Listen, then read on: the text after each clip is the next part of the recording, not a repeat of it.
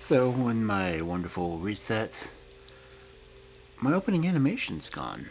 I'll have to remake it anyway. But also, my copy of Photoshop is also needs to be reinstalled. So, yeah, it'll make it kind of hard for me to get things completely set back up.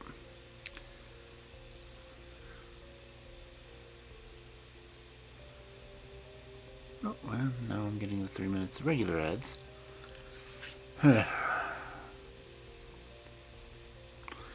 And I guess I need to go back through and reprogram my Chibi, because my Chibi model change isn't in the system either. So, yeah. At least I'm streaming. At least it's mostly scuff-free. Sound alerts is still being a bit of a pain. Now Guilty's here.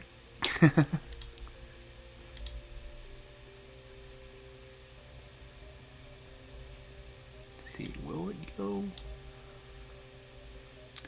I haven't heard it.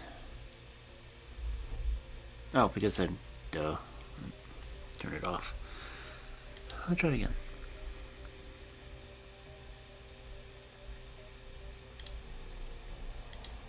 Will it play this time? I wonder. Okay, I heard it on my end.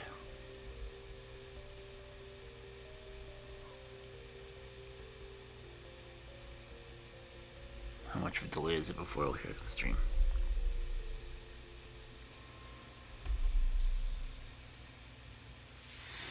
And will it play?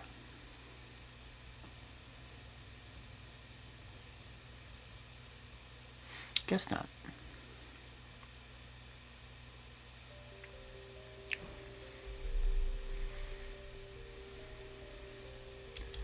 I don't know why sound alerts just refuses to work. It annoys the hell out of me. And I don't think I've ever successfully gotten the thing to work right. So everything else works, though, I believe.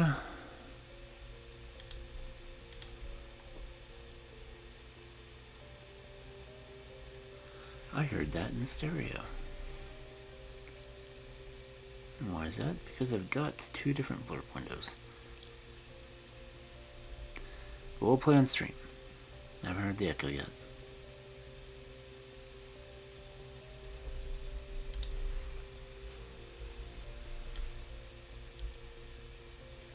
And that's not playing out either. What the hell?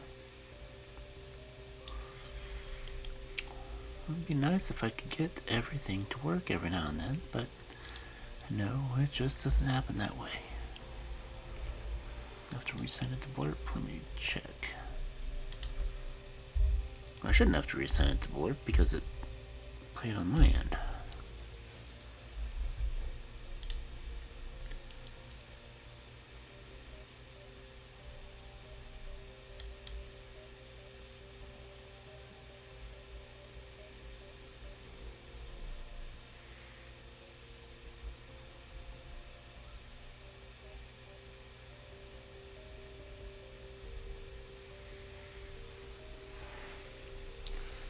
Okay, system signed into Blurb.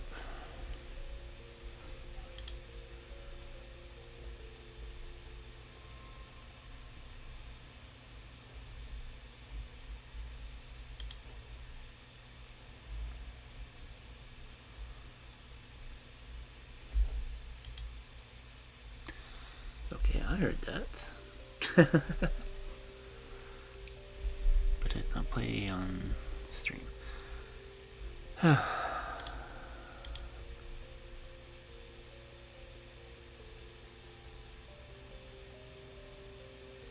Okay, I heard that on my end. I'll play on stream. Apparently not. And what happened to my banner? What the hell?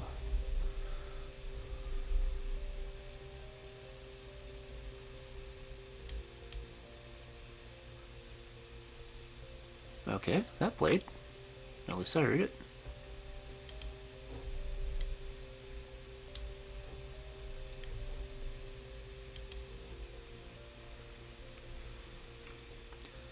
So I heard my sound alert. Is it playing on stream though? No, it is not.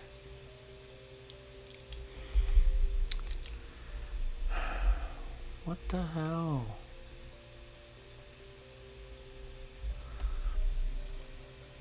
As bad as I can't find anything on the sound alerts board that would fix it.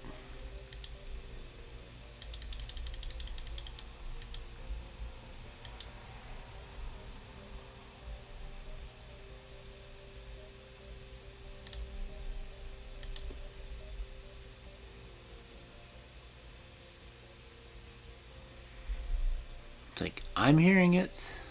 I'm actually hearing the entire thing. I was speaking through that.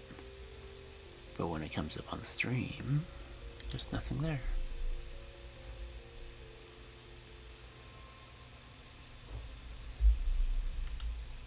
And I don't know why it's not playing it.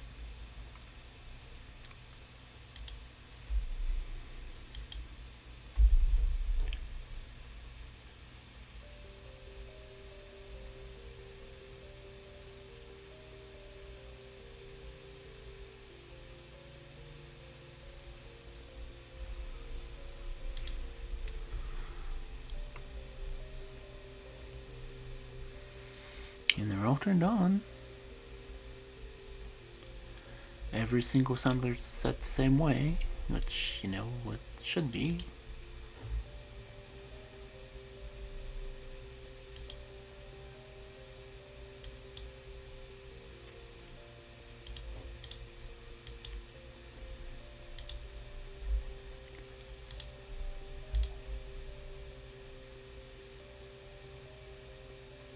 I'm hearing it right now, but I don't know if you'll hear it.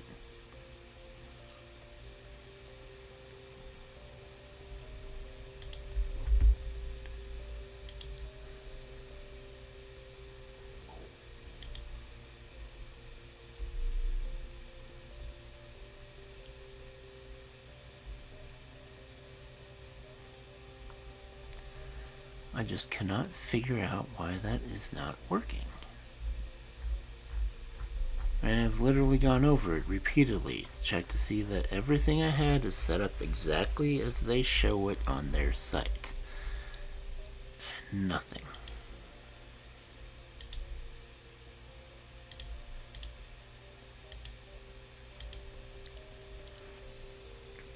I've even gone through and done their troubleshooting stuff, and nothing.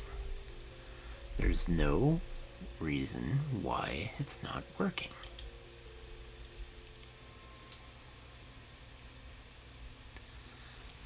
I'm pretty sure I opened OBS as administrator.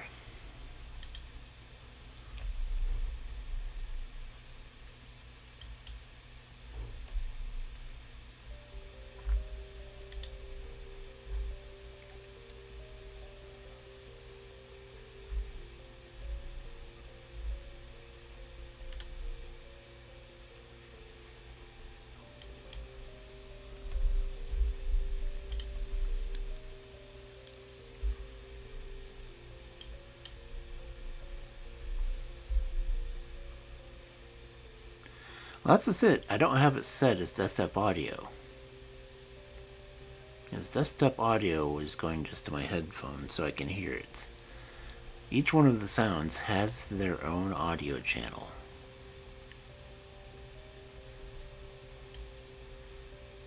And all of them are set to be going out.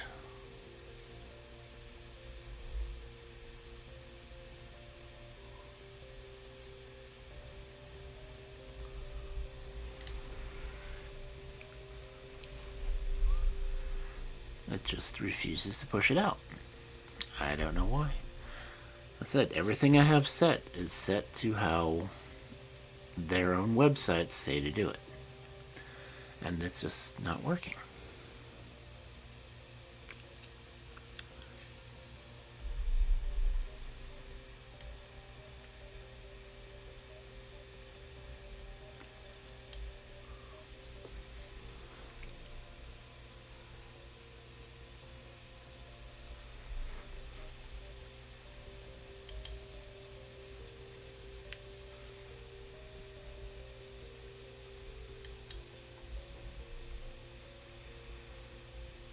Because if I turn desktop audio on, you would hear the fact that I'm watching my own stream. Because you'd get the echo from my stream playthrough.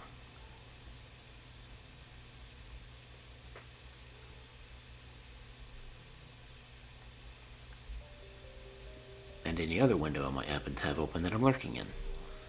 I don't know why someone's breathing heavily in another window, and I don't really want to look.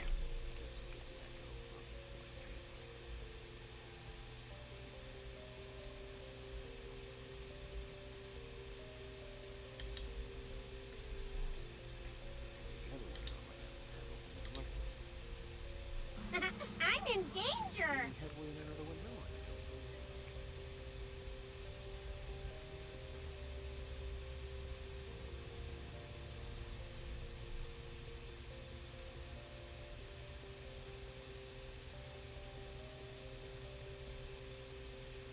Waiting to see if that loops.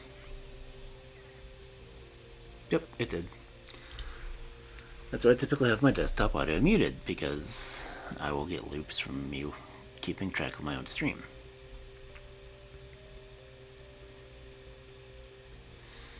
But I can think of no reason why the audio isn't going through.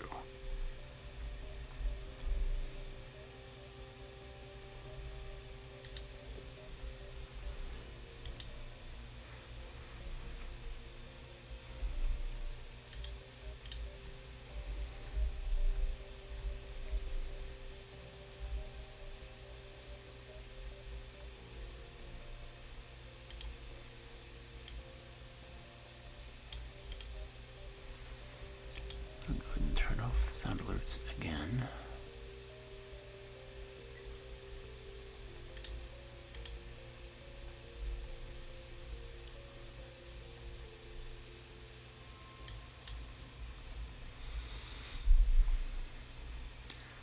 It's bad enough I just turn off the chibi because the chibi setup wasn't working anymore.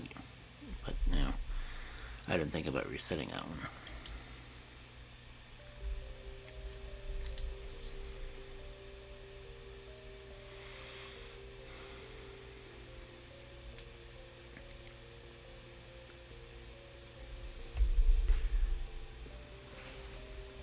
But anyway, it's Friday night, which means I should be doing fairy tales.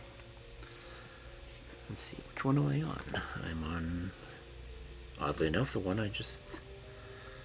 I'm currently editing in my book.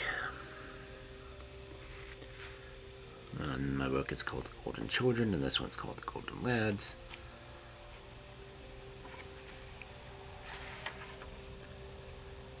And since I'm in the Golden Lads, there are only 8 stories left in this book before I go to the next one in the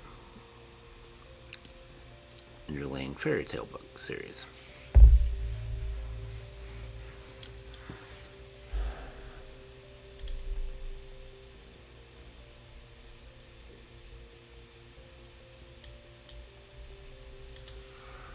Alright, anyway. And I'm not in my chair. It's because when I had to reset everything, I didn't get YouTube Studios put in the right place again. There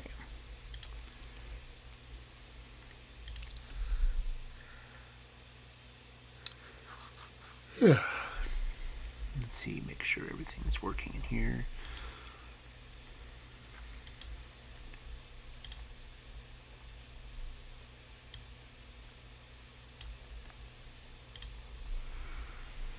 Okay, library sound effects are working.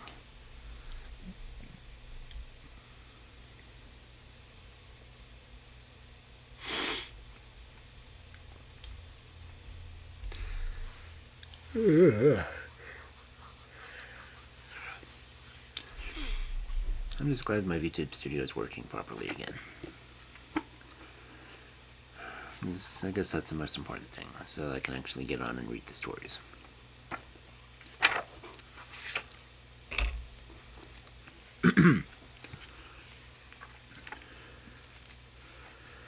The last one I read was Jack my Hedgehog. Anyway, the first story for tonight on this wonderful Friday night of fairy tales, The Golden Lads. A poor man and his wife lived in a little cottage where they supported themselves by catching fish in the nearest river, and got on the best as they could, living from hand to mouth. One day it happened, when the fisherman drew in his net, he found it in a remarkable fish, for it was entirely of gold. As he was inspecting with some surprise, the fish opened its mouth and said, "Listen to me, fisher. If you'll just throw me back into the water, I'll turn your poor little cottage into a splendid castle." The fisher replied, "What good, pray, will a castle be if I have nothing to eat in it?" "Oh," said the goldfish, "I'll take care of that. There will be a cupboard in the castle in which you will find dishes of every kind of food you can wish for."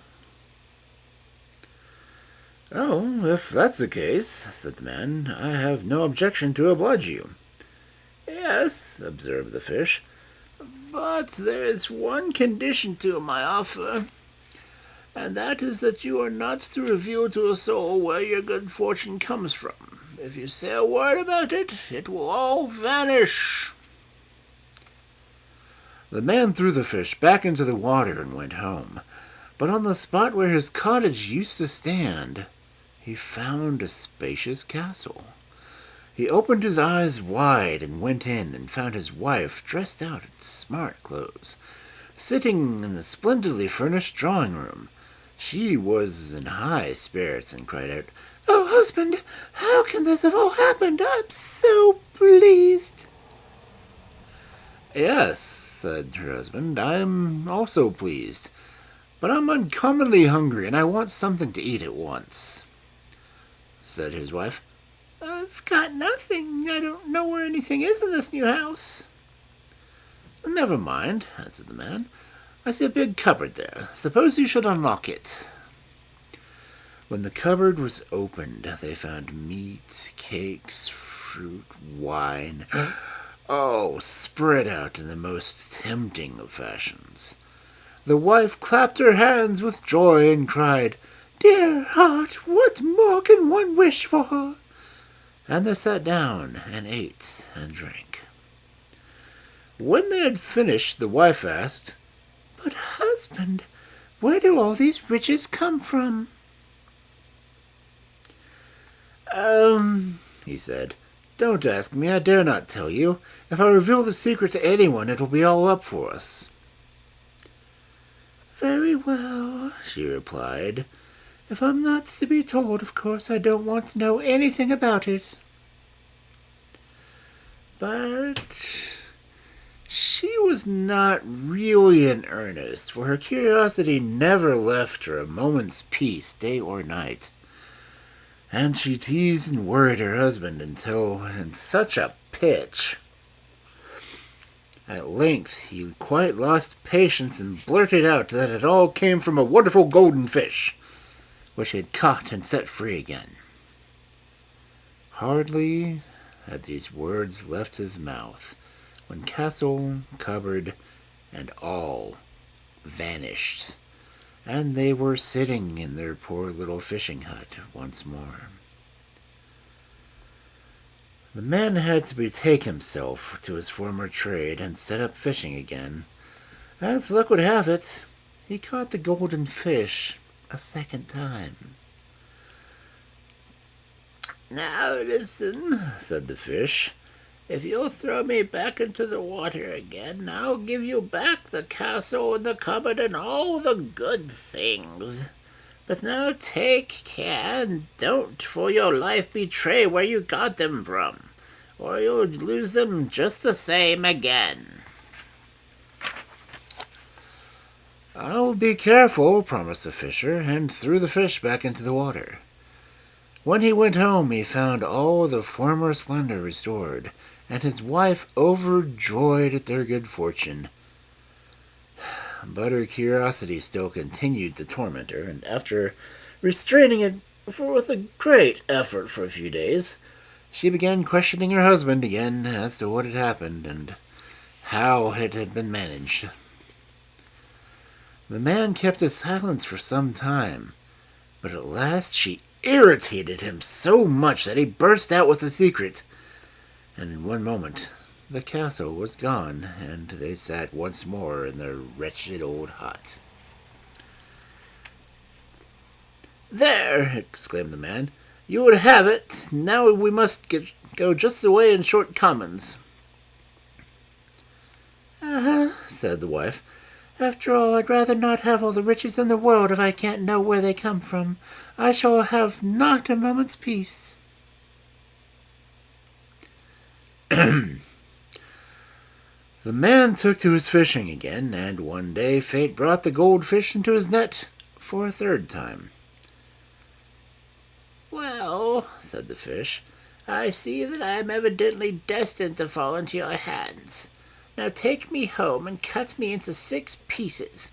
Give 2 bits to your wife to eat, 2 to your horse, and plant the remaining 2 in your garden, and they will bring you a blessing."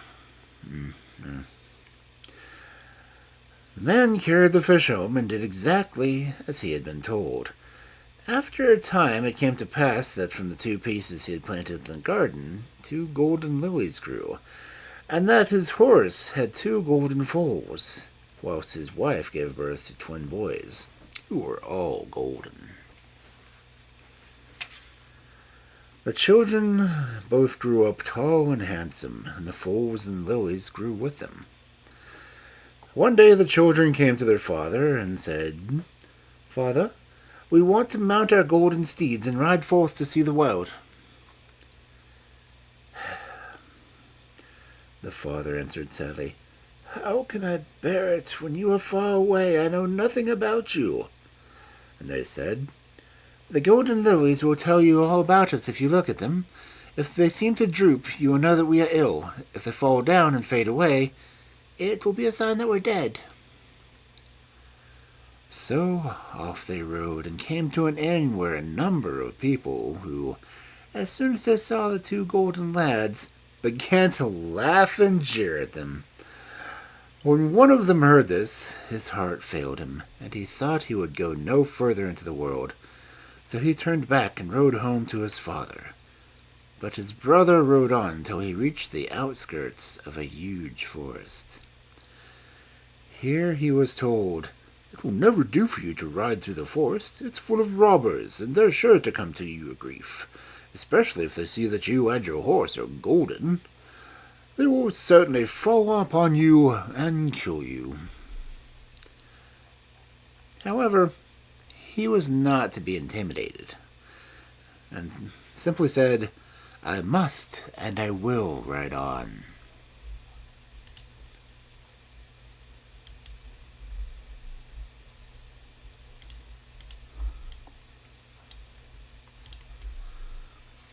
So he procured some bear skins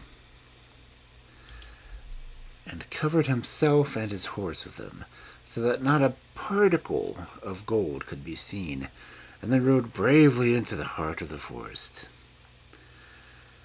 When he got some way, he heard rustling through the bushes, and presently a sound of voices, someone whispering from one side of him, "There goes someone," and was answered from the other side, "Let him pass. He's only a bear-keeper, and as poor as any church mouse." The golden lad rode through the forest, and no harm ever befell him. One day he came to a village where he saw a girl who struck him as being the loveliest creature in the whole world, and he felt a great love for her. He went up to her and said, "With all my heart I love you. Will you be my wife?" And the girl liked him so much that she put her hand in his and replied, "Yes, yes, I will be your wife, and will be true to you as long as I live."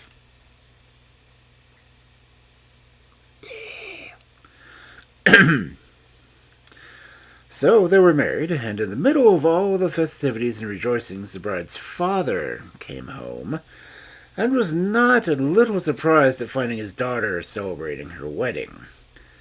So he inquired, "And who is the bridegroom?" Then someone pointed out to him the golden lad, who was still wrapped up in the bear skin, and the father exclaimed angrily, "Never shall a mere mobile..." Wait. Page is stuck, sorry. Try this again. "Never will a mere bear keeper have my daughter," and tried to rush at him and kill him. But the bride did all she could to pacify him, and begged hard, saying, "After all, he is my husband, and I love him with all my heart." So, at length he gave in. However, he could not dismiss the thought from his mind, and the next morning he rose very early, for he felt he must go and look at his daughter's husband, to see whether he was really nothing better than a mere ragged beggar. So he went to his son-in-law's room, and who should he see lying in bed but a splendid golden man, and a rough bearskin thrown on the ground close by. Then he slipped quietly away and thought to himself, "How lucky that I managed to control my rage. I should certainly have committed a great crime." Meanwhile, the golden lad dreamt that he was out hunting and giving chase to a noble stag, and when he woke he said to his bride, "I must go off and hunt." She felt very anxious and begged him to stay at home, adding, "Some mishap might easily befall you." But he answered, "I must, and will go." So he went off to the forest, and before long a fine stag, as such as he had seen in his dream, stopped just before him. He took aim and was about to fire when the stag bounded away. Then he started off in pursuit, taking his way through the bushes and briars and never stopping all day. But in the evening the stag entirely disappeared, and when Golden Lad came to look about him, he found himself just opposite a hut in which lived a witch. He knocked at the door, which was opened by a little old woman, who said, "What do you want at this great hour in the midst of the great forest?" He said, "Haven't you seen a stag about here?" "Yes," she said, "I know the stag well." And as she spoke, a little dog ran out of the house and began barking and snapping at the stranger. "Be quiet, you little toad," he cried, "or I'll shoot you dead." Never say that to a witch's dog. And then the witch flew into quite a rage and screamed out, "What? You'll kill my dog, will you?" And the next movement he was turned into a stone, and lay there immovable, whilst the bride waited for him in vain, and thought to herself, "Alas, no doubt the evil I feared, and which has made my heart so heavy, has befallen him." Meantime, the other brother was standing near the golden lilies at home, when suddenly one of them bent over and fell to the ground. "Good heavens!" he cried. "Some great misfortune has befallen my brother, and I must set off at once. Perhaps I may still be in time to save him." His father entreated him, "Stay at home. If I should lose you too, what would you become of me?"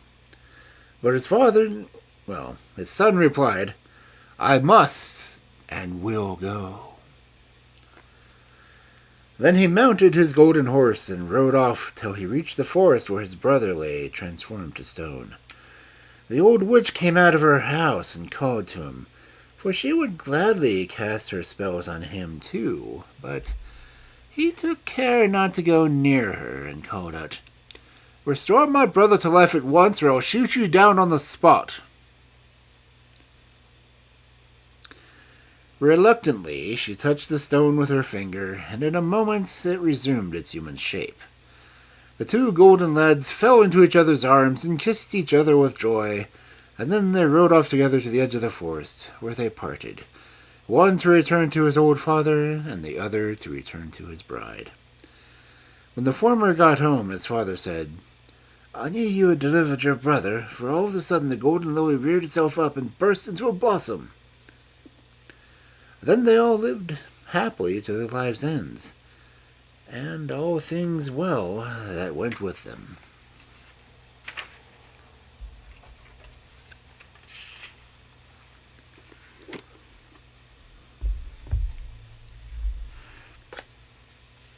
I'm currently trying to get that story finished for book 2.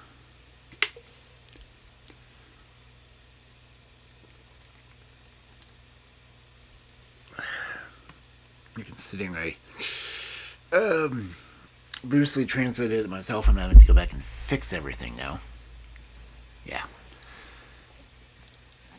Authorship. Such a fun time. But anyway, let us continue into our next story.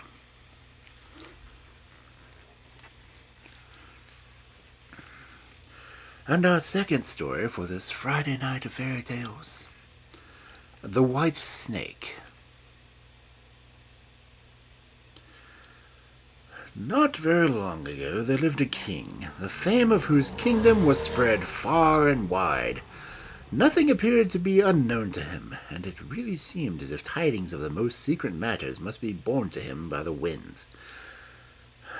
He had one peculiar habit. Every day after the dinner table had been cleared and everyone had retired, a confidential servant brought him a dish. It was covered, and neither the servant nor anyone else had any idea what was on it, for the king never removed the cover or partook of the dish until he was quite alone. This went on for some time, till one day the servant who removed the dish was so overcome with curiosity, he lifted the cover, and there he saw a white snake lying on the dish. On seeing it, he could not restrain his desire to taste it, so he cut off a small piece and put it in his mouth. Hardly had it touched his tongue than he heard a strange sort of whispering of tiny voices outside his window. He stepped to the casement to listen, and he found that the sound proceeded from the sparrows, who were talking together and telling each other all they had seen in the fields and woods. The piece of the white snake which he had eaten had enabled him to understand the language of animals. Now, on this particular day, it so happened that the queen lost her favorite ring, and suspicion fell on the confidential servant who had access to all places of the castle.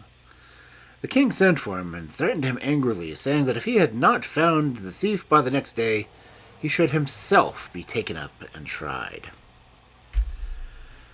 Well, it was useless to assert his innocence. He was dismissed without ceremony. In his agitation and distress, he went down to the yard to think over what he could do to end his trouble. There were a number of ducks resting near a little stream and pluming themselves with their bills, whilst they kept up an animated conversation amongst themselves. The servant stood still, listening to them. They were talking of where they had been waddling about all the morning and all the good food that they had found, but one of them remarked rather sadly, "There's something lying very heavy in my stomach, for in my haste I've swallowed a ring which was lying just through under the queen's window." No sooner did the servant hear this than he seized that duck by the neck and carried it off to the kitchen and said to the cook, "Suppose you kill this duck. You see she's nice and fat." "Yeah, indeed," said the cook, weighing the duck in his hand. "She certainly has spared no pains to stuff herself, and must have been waiting for the spit for some time." So he chopped off her head, and when she had opened, there was the queen's ring in her stomach. It was easy enough now for the servant to prove his innocence, and the king, feeling he had done him a severe injustice, and anxious to make some amends, desired him to ask any favor of he chose, and he promised to give him the highest points at the court he could wish for. The servant, however, declining everything, only begged for a horse and some money to enable him to travel, as he was anxious to see something of the world. When his request was granted, he set off on his journey, and in the course of it he one day came to a large pond, on the edge of which he noticed 3 fishes which had gotten entangled in the reeds and were gasping for water. Though fish are generally supposed to be quite mute, he heard them grieving aloud at the prospect of dying in this wretched manner. Having a very kind heart, he dismounted and soon set prisoners free and into the water once more. They flapped with joy and, stretching up their heads, cried to him, "We will remember and reward you for saving us."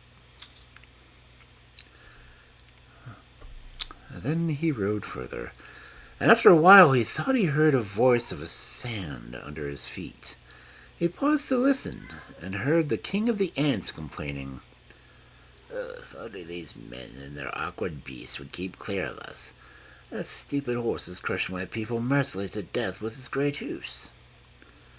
The servant at once turned to his side path, and the ant king called after him, "We'll remember and reward you."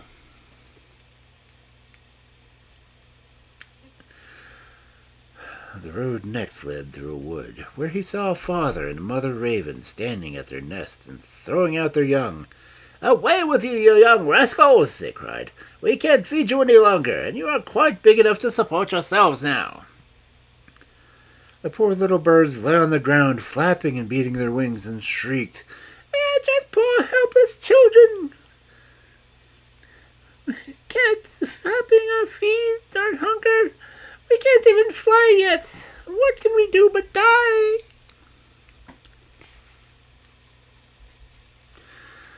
Then the kind youth dismounted, drew a sword, and, killing his horse, left it there as food for the young ravens. They hopped up and satisfied their hunger and piped up, "We'll remember you and reward you." Now he is obliged to trust to his own legs, and after walking a long way he reached a big town, where he found a great crowd and much commotion in the streets, and a herald rode out announcing, "The king's daughter seeks a husband, but whoever would woo her must first execute a difficult task, and if he does not succeed he must be content to forfeit his life." Many had risked their lives, but in vain. But when the youth saw the king's daughter, he was so dazzled by her beauty that he forgot all idea of danger, and he went to the king to announce himself as a suitor. On this he was led out to a great lake, and a gold ring was thrown into it before his eyes. The king desired him to dive after it, adding, "If you return without it, you will be thrown back into the lake time after time until you are drowned in its depths."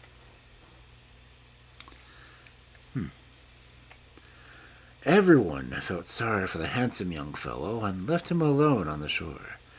There he stood thinking and wondering what he could do when all of a sudden he saw 3 fish swimming along and recognized them as the same whose lives he had saved. The middle fish held a mussel in its mouth, which it laid at the young man's feet, and when he picked it up and opened it, there inside was the golden ring. Full of delight, he brought it to the king's daughter, expecting to receive his promised reward.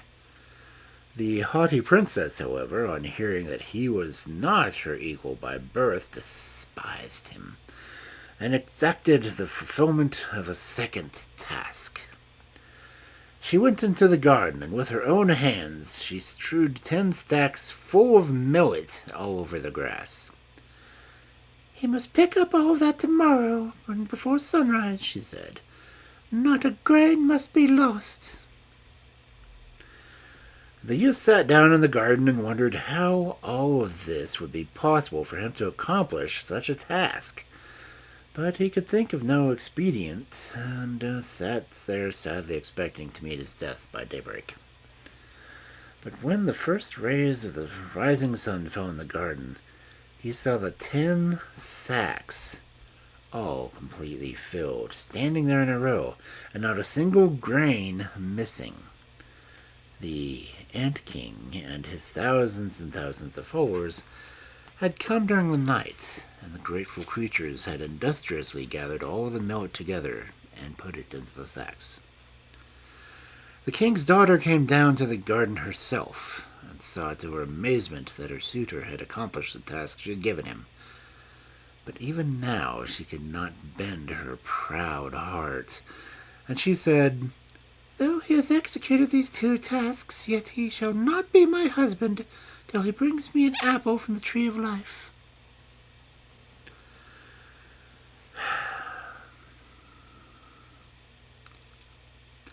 The young man did not even know where the tree of life grew, but he set off, determined to walk as far as his legs could carry him, though he had no hope of ever finding it. After journeying through 3 kingdoms, he reached a wood one night, and laying down under a tree, prepared to go to sleep there. Suddenly he heard a sound in the boughs, and a golden apple fell right into his hand. At the same moment 3 ravens flew down to him and perched on his knee and said, "Well, the 3 young ravens whom you saved from starvation. When we grew up and heard you were searching for the golden apple, we flew far away over the seas to the end of the world where the tree of life grows, and fetched the golden apple for you." Full of joy, the young man started on his way back and brought the golden apple to his lovely princess, whose objections were now entirely silenced. They divided the apple of life and ate it together, and her heart grew full of love for him. So they lived together to a great age, in undisturbed happiness.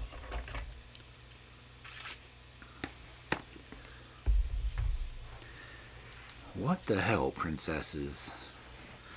"Oh, you're just some boy out of the wood. No way I'm going to marry you unless you can do miracles."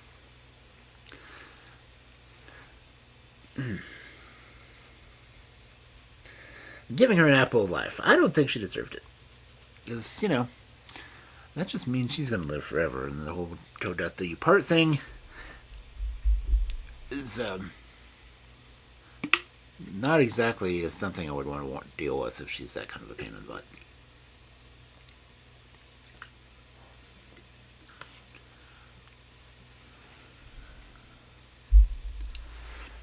That's 2 stories down so far.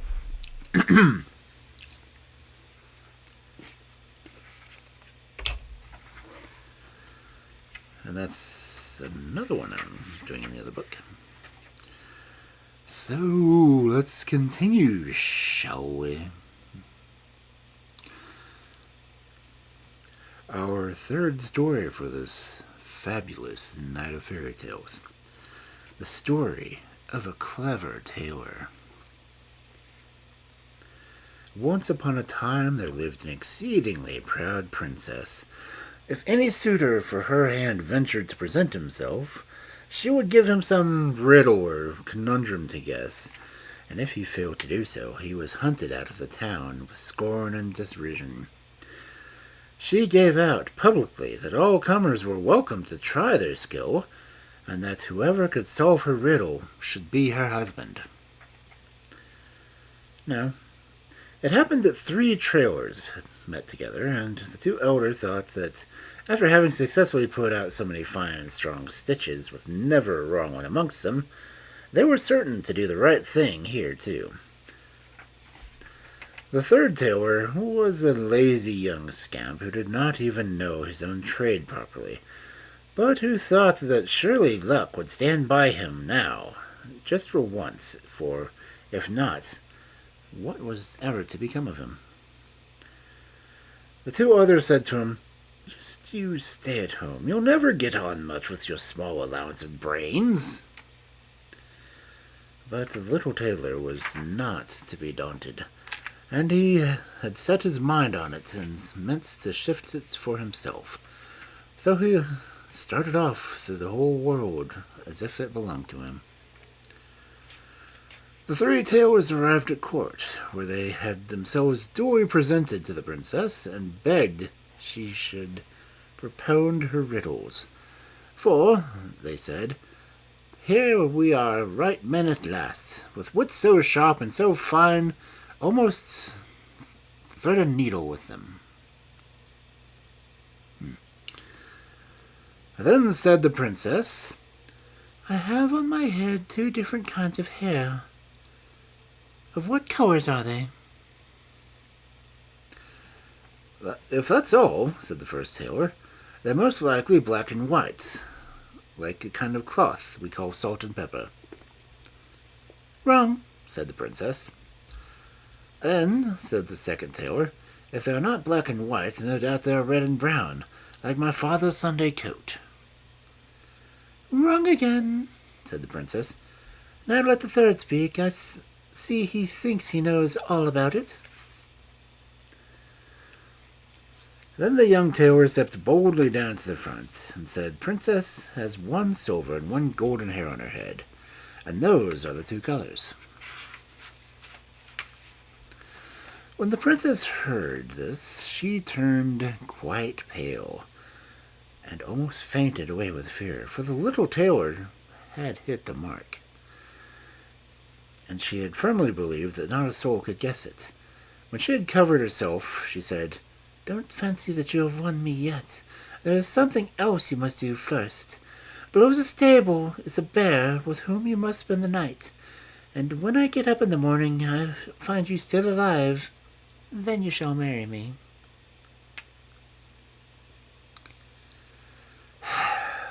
Princesses. She quite expected to rid herself of the tailor this way, for the bear had never allowed anyone alive who had once come within reach of its claws. The tailor, however, had no notion of being scared, but said cheerily, Bravely dared is half won. When evening came on, he was taken to the stable. The bear tried to get at him at once, and to give him a warm welcome with his great paws. Gently, gently, said the tailor. I'll soon teach you to be quiet. And he coolly drew a handful of walnuts from his pocket and began cracking and eating them as though he had not a care or anxiety in the world.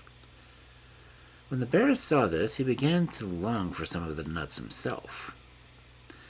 The tailor dived into his pocket and gave him a handful, but they were just pebbles, not nuts. The bear thrust them into his mouth, and try as he might, he could not manage to crack them. Dear me, he thought, what a stupid fool I must be. I can't even crack a nut.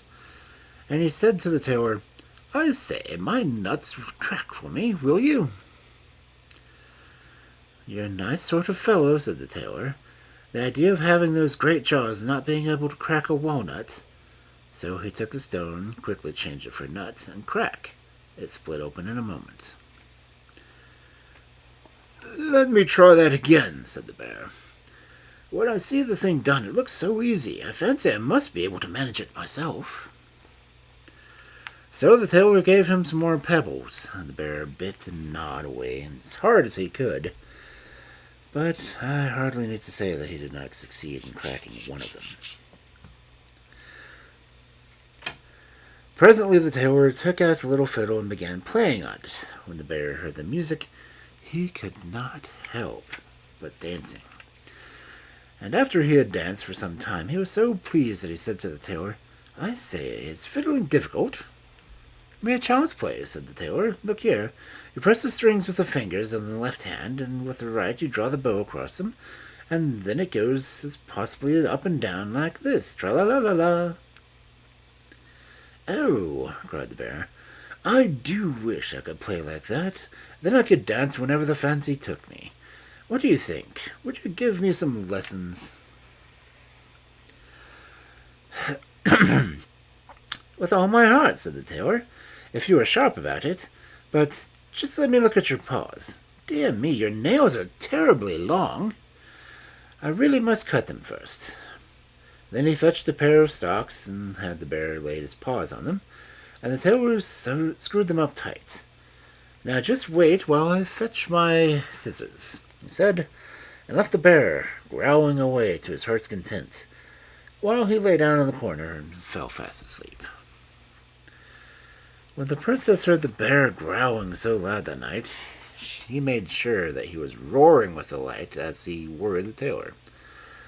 Next morning she rose feeling quite cheerful and free of care, but when she looked across to the stables, there stood the tailor in front of the door looking as fresh and as lively as a fish in water. After this it was impossible to break the promise she had made so publicly. So the king ordered out-of-state coach to take her and the tailor to a church to be married. As they were starting, two bad-hearted other tailors were envious of the younger one's happiness and went to the stable and unscrewed the bear. Off he tore after the carriage, foaming with rage. The princess heard the puffing and roaring, and growing frightful, she even cried, "Oh dear, the bear is after us and will certainly catch up to us." The tailor remained quite unmoved. He quietly stood on his head and stuck his legs out of the carriage window and called out to the bear, "Do you see my socks? If you don't go home this minute, I'll screw you tight into them."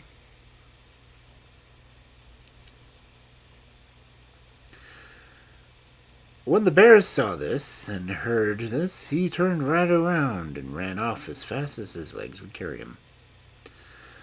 The tailor drove on unmolested to the church, where he and the princess were married, and he lived with her many years as happy and as merry as a lark. Whoever does not believe this story must pay me $1.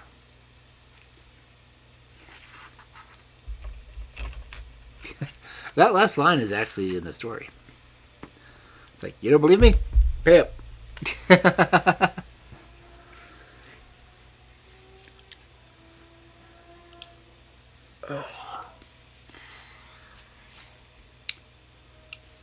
I always love it when the storytellers have like one extra line they throw in at the end of it, which is why I do it so often in my book.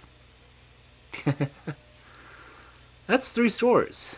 We haven't even done the hour yet.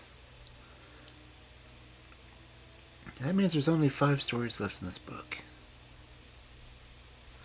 Do I just want to stick to 4 stories, or should I keep going? And there's apparently a wild Pichu in chat.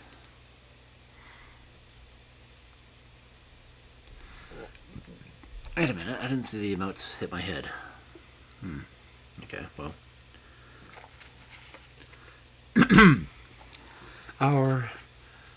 Let's see. How long do we have before the ads run? Let me check that before I get into this stuff. The story, because it would take for a story to be interrupted by ads, as they so often are. Stream manager. Pre-roll is only off for another 10 minutes, so I may go ahead and push ads now and clear that up. Why don't I have a 3-minute ad set here?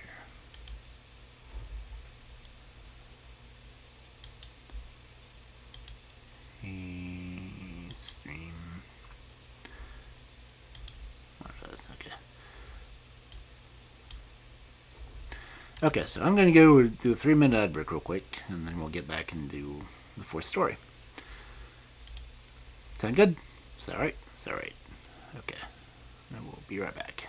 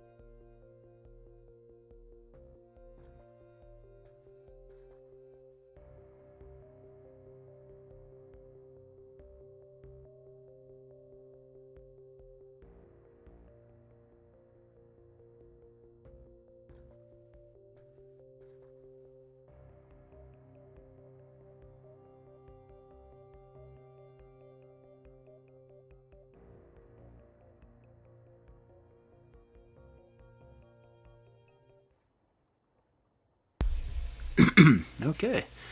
Now we've got an hour that we can read without worry about interruption. But I only have one more story of the four that I was originally going to do tonight, so I guess we'll figure something out.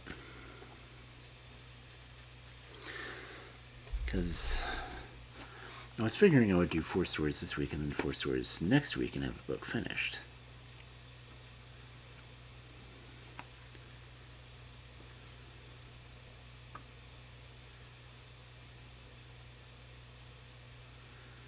Okay, this story is going to be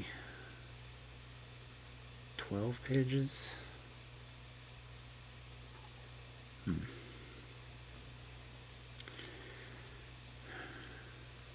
It's funny because Golden Lads and Whitesnake are the one in the book I'm editing together right now.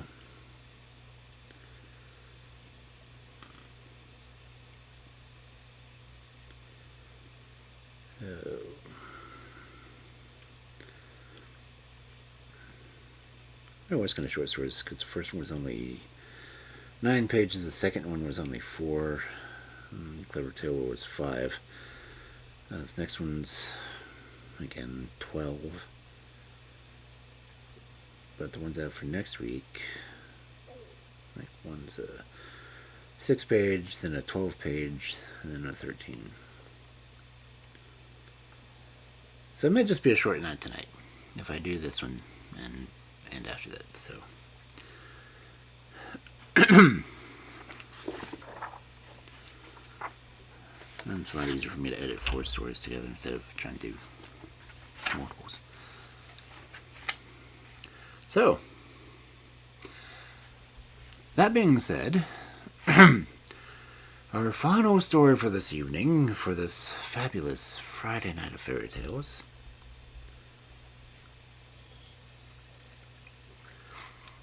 The Golden Mermaid. A powerful king had, among many other treasures, a wonderful tree in his garden which bore every year beautiful golden apples. But the king was never able to enjoy his treasure, for he might watch and guard them as he liked. As soon as they began to get ripe, they were always stolen away.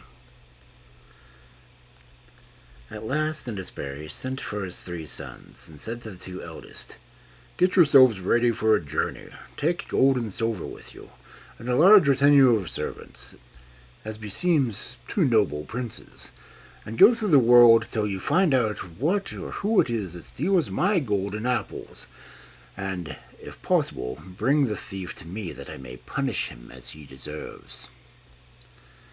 His sons were delighted at this proposal, for they had long wished to see something of the world. So they got ready for their journey with all haste, and bade their father farewell, and left the town. The youngest prince was much disappointed that he too was not sent out on his travels, but his father wouldn't hear of his going, for he had always looked upon this one as the stupid one of the family, and the king was afraid something happening to him. The prince begged and implored so long that at last his father finally consented to let him go, and furnished him with gold and silver as he had done his brothers. But he gave him the most wretched horse in his stable, because the foolish youth hadn't asked for better. So he too set out on his journey to secure the thief, amid the jeers and laughters of the whole court and the town. His path led him through a wood first, and he hadn't gone very far when he met a lean-looking wolf who stood still as he approached. The prince asked him if he was hungry, and when the wolf said he was, he got down from his horse and said, "If you are really as you say and look, you may take my horse and eat it." The wolf didn't wait to have the offer repeated, but set to work, and soon made an end of the poor beast. When the prince saw how different the wolf looked, and when he had finished his meal, he said to him, "Now, my friend, since you have eaten up my horse, and I have a long way to go with the best will in the world, I couldn't manage it on foot. The least you can do for me is to act as my horse and let me get on your back." "Most certainly," said the wolf, and letting the prince mount him, he trotted gaily through the wood. After they had gone a little way, he turned round and asked his rider where he wanted to go. The prince proceeded to tell him the whole story of the golden apples that had been stolen out of the king's garden, and how his other brothers had set forth on many followers to find the thief. When he had finished his story, the wolf, who was reality no wolf, but a mighty magician, not that wolves ever hide as magicians, he said he thought he could tell him who the thief was, and could help him to secure him. "He lives," said he, "in a neighboring country, a mighty emperor who has a beautiful golden bird in a cage, and this creature is who steals the golden apples. But it flies so fast that it is impossible to catch it in its theft. You must slip into the emperor's palace by night and steal the bird with a cage, but be careful not to touch the walls as you go out." The following night, the prince stole into the emperor's palace and found the bird in its cage, just as the wolf said he would. He took hold of it carefully, but in spite of all his caution, he touched the wall in trying to pass by some sleeping watchmen. They awoke at once, and seizing him, beat him and put him into chains. Next day he was led before the emperor, who at once condemned him to death and to be thrown into the dark dungeon till the day of his execution arrived. The wolf, who, of course, knew by his magic arts all that had happened to the prince, turned himself at once into a mighty monarch with a large train of followers, and proceeded to the court of the emperor, where he was received with every show of honor. The emperor and he conversed on many subjects, and, among other things, the stranger asked his host if he had many slaves. The emperor told him that he had more than he knew what to do with, and that a new one had been captured that very night trying to steal his magic bird, but that he had already had more than enough to feed and support, and he was going to have the last captive hanged the next morning. "Well, he must have been a very daring thief," said the king, "to try and steal a magic bird. For depend upon it, the creature must be well guarded. I would really like to see this bold rascal." "Oh, by all means," said the emperor, and he himself led his guests down to the dungeon where the uncomfortable prince was being kept prisoner. When the emperor stepped out of the cell with the king, he later turned to him and said, "Most mighty emperor, I have been much disappointed. I had thought to find a powerful robber, and instead I found this most miserable little creature I can imagine. Hanging is far too good for him. If I had to sentence him, I would make him perform some very difficult task under pain of death. If he did it so much better than you, and if it didn't matter, matters might just be that they are now, and he could still be hanged." "Your counsel," said the emperor, "is excellent, and as it happens, I've got the very thing for him to do. My nearest neighbor, who is also a mighty emperor, possesses a golden horse which he guards most carefully. The prisoner shall be told to steal this horse and bring it to me." The prince was then let out of the dungeon and told his life would be spared if he succeeded in bringing the golden horse to the emperor. He did not feel very elated by this announcement, for he did not know how in the world he was about to set about that task, and he started on his way weeping bitterly, and wondering what had made him leave his father's house and kingdom. But before he had gone far, his friend the wolf stood before him and said, "Dear prince, why are you so downcast? It is true you didn't succeed in catching the bird, but don't let that discourage you, for this time you will be all the more careful and will doubtless catch the horse." With these and like words, the wolf comforted the prince, and warned him specifically not to touch the wall or to let the horse touch it as he let it out, or he would fall in the same way as he had done with the bird. After a somewhat lengthy journey, the prince and the wolf came to the kingdom ruled over by the emperor who possessed the golden horse. One evening late they reached the capital, and the wolf advised the prince to set to work at once before their presence in the city had aroused the watchfulness of the guards. They slipped unnoticed into the emperor's stables and into the very place where there stood the most guards, for there the wolf rightly surmised they would find the horse. When they came a certain inner door, the wolf told the prince to remain outside, and he went in. In a short time he returned and said, "My prince, the horse is most securely watched, but I have bewitched the guards, and if you only be careful not to touch the wall yourself, or let the horse touch it as you go out, there will be no danger in this game of yours." The prince, who had made up his mind to be more careful this time, went cheerfully to work. He found the guards fast asleep, and slipping into the horse's stall, he seized it by the bridle and let it out. But unfortunately, before they got quite clear of the stables, a gadfly stung the horse and caused it to twitch its tail, whereby it touched the wall. In a moment, all the guards awoke and seized the prince and beat him mercilessly with their horsewhips, after which they bound him in chains and flung him into the dungeon.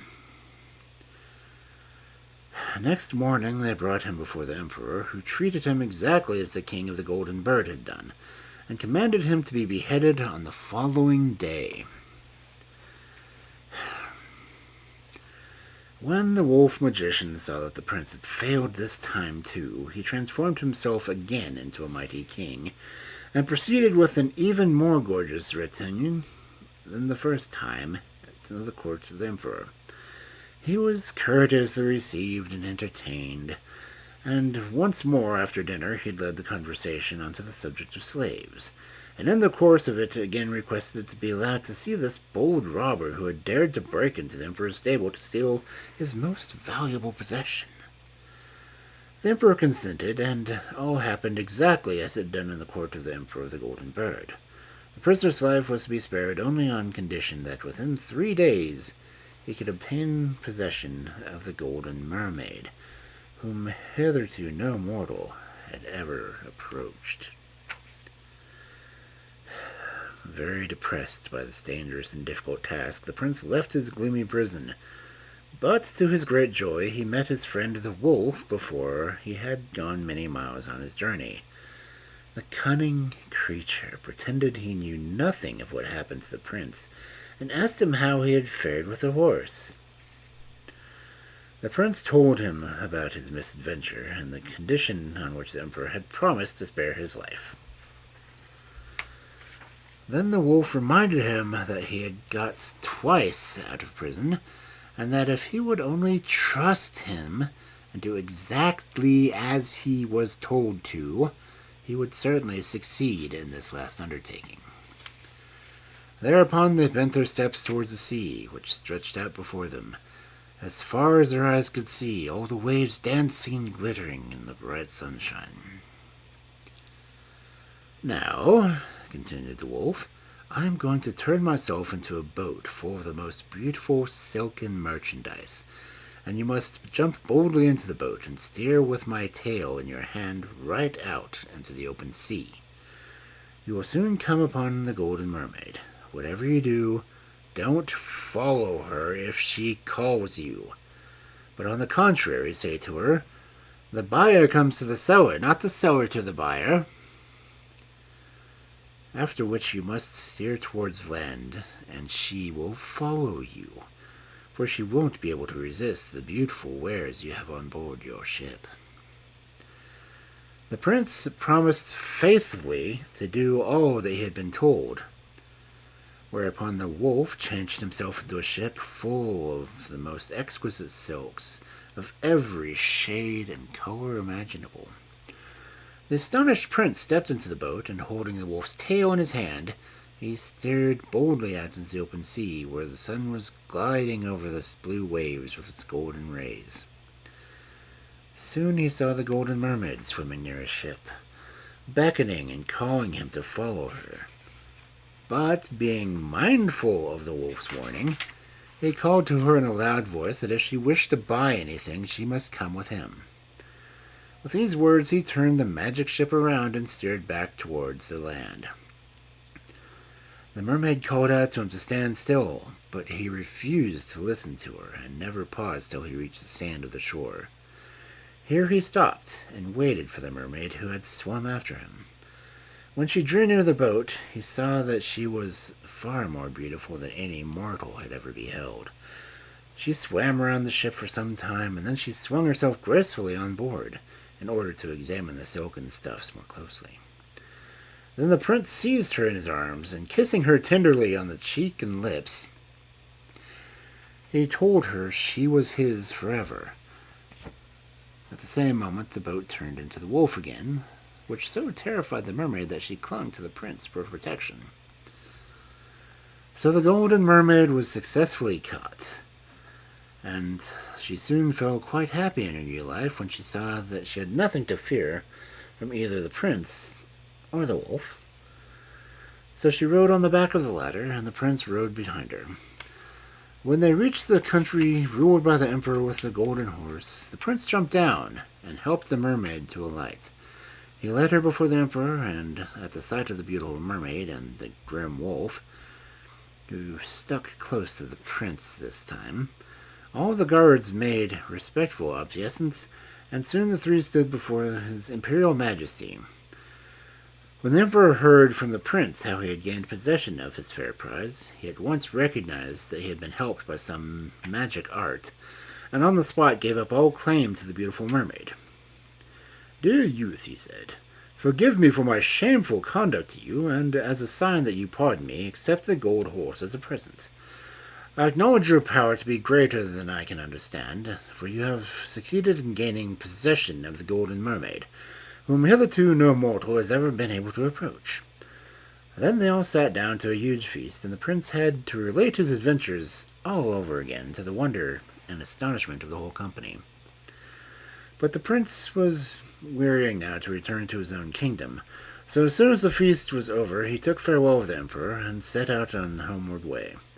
He lifted the mermaid onto the golden horse and swung himself up behind her. So they rode on merrily, the wolf trotting behind them, till they came to the country of the Emperor of the Golden Bird. The renown of the prince and his adventure had gone on before him, and the emperor sat on his throne, waiting the arrival of the prince and his companions. When the three rode into the courtyard of the palace, they were surprised and delighted to see everything festively illuminated and decorated for their reception. When the prince and the Golden Mermaid, with the wolf behind them, mounted the steps of the palace, the emperor came forward to meet them and led them to a throne room. At the same moment, a servant appeared with a golden bird in its golden cage. The emperor begged the prince to accept it with his love, and to forgive him the indignity he had suffered at his hands. Then the emperor bent low before the beautiful mermaid, and, offering her his arm, he led her into the dinner, closely followed by the prince and her friend the wolf, later seating himself at the table, not at least embarrassed that no one had invited him to do so. As soon as the sumptuous meal was over, the prince and the mermaid took leave of the emperor, seating themselves on the golden horse, and continued their homeward journey. On the way, the wolf turned to the prince and said, "Dear friends, I must now bid you farewell, but I leave you under such happy circumstances that I cannot feel our parting to be a sad one." The prince was very unhappy when he heard these words, and begged the wolf to stay with him always. But this the good creature refused to do, though he thanked the prince kindly for his invitation, and called out as he disappeared into the thicket, "Should any evil betray you, dear prince, at any time you may rely on my friendship and gratitude." These are the wolf's parting words, and the prince could not restrain his tears when he saw his friend vanishing in the distance.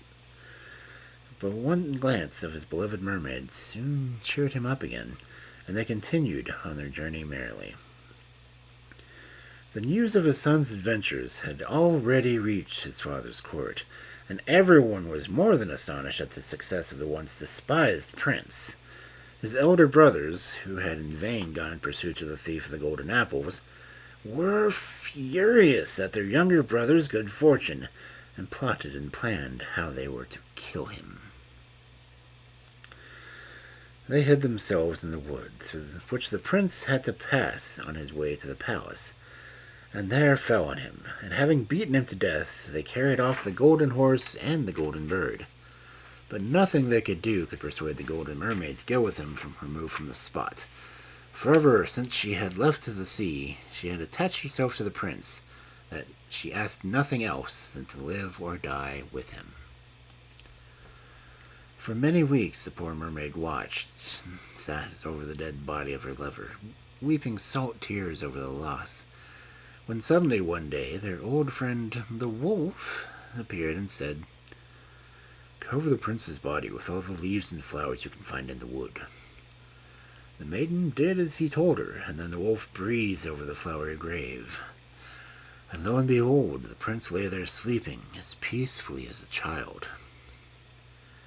"Now you may wake him as you like," said the wolf, and the mermaid bent over him and gently kissed the wounds his brothers had made on his forehead, and the prince awoke. And you may imagine how delighted he was to find his beautiful mermaid beside him, though he felt a little depressed when he thought of the loss of the golden bird and the horse.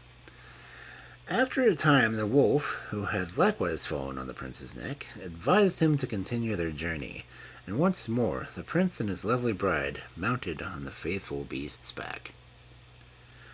The king's joy was great when he embraced his youngest son, for he had long since despaired of his return. He received the wolf and the Golden Mermaid as cordially as he could, and the prince was all made to tell the adventures all over from the beginning. The poor old father grew very sad when he heard of the shameful conduct of his elder sons, and had called them before him. They turned as white as death when they saw their brother, whom they thought they had murdered, standing beside them, alive and well, and were so startled that they, when the king asked them why they had behaved so wickedly to their brother, they could think of no lie, but confessed at once that they had slain the young prince in order to obtain the possessions of the golden horse and the golden bird.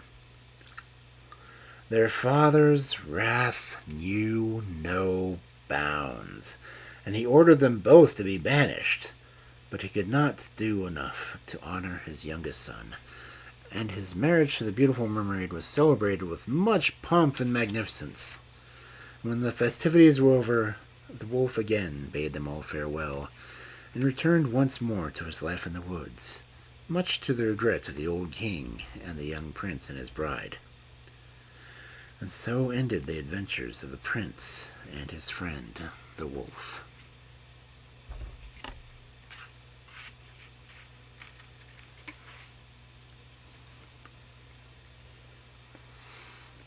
Okay, so that leaves only 4 stories left to go in this book.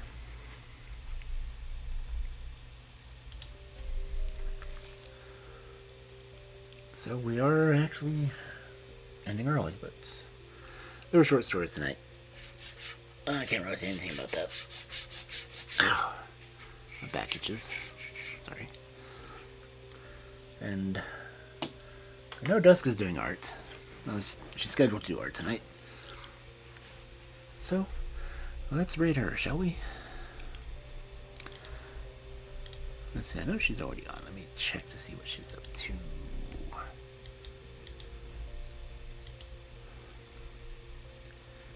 Yep, she's doing art and chill. Oh, unless anyone else has any other suggestions on who we're rating, or if we have enough people to raid. I haven't even looked to see how many people are here. 1. Well, do we raid or do we just end? I said it's kind of a short night.